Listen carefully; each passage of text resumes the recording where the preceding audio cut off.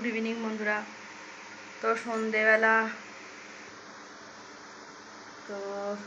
একটু চাটা করেছি, করে এবার দুধ জাল দিয়ে এবার রাত্রিবেলা একটা তরুলি ফলই বলে ওটা, তো তরুলি ফল এনেছে, সেটা একটু ভাজা করতে হবে বলেছে, আলু দিয়ে একটু পেঁয়াজ দিয়ে ভাজা করব।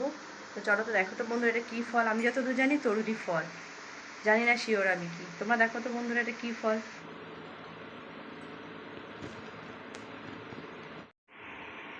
এটা কি ফল বন্ধুরা, তোমরা একটু বলো দেখিনি কমেন্টস করে।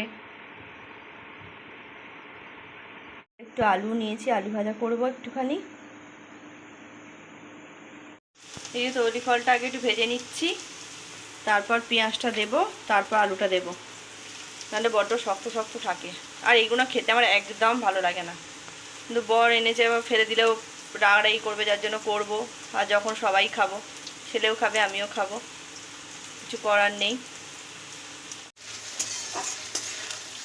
তো এটা আগে ভেজে নিচ্ছি, কারণ বড্ড শক্ত শক্ত লাগে, তারপর পেঁয়াজটা দেবো। চলো বন্ধুরা, আর আটা মেখে রেখেছি, রুটি করবো। চলো এটা ভেজে নিই। এটা পেকে গেছে তরলি ফলটা, একটু কাঁচা কাঁচা থাকতে নিয়ে এলে তো ভালো না হয়, পাকা পাকা নিয়ে এসছে তাই।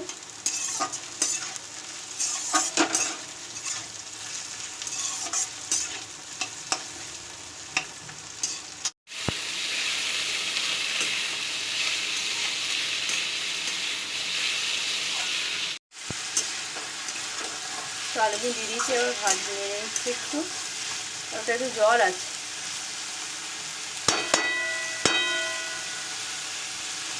তো একটু জল আছে, জলটা একটু মরুক।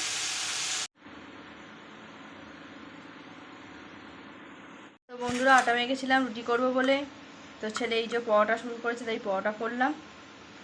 আর আমিও খেয়ে নিচ্ছি, ছেলেও খেয়ে নিচ্ছে। তো চলো খেয়ে নিই। এই তরলি ফল ভাজাটা বেশ খেতে ভালো হয়েছে। এত তরলি ফল ছিল, ভাজলাম যে এইটুকুনি হয়ে গেল। আলুটা দিলাম তাই বাড়লো, নাহলে ফুলোতেই পারতাম না। চলো খেয়ে নিই।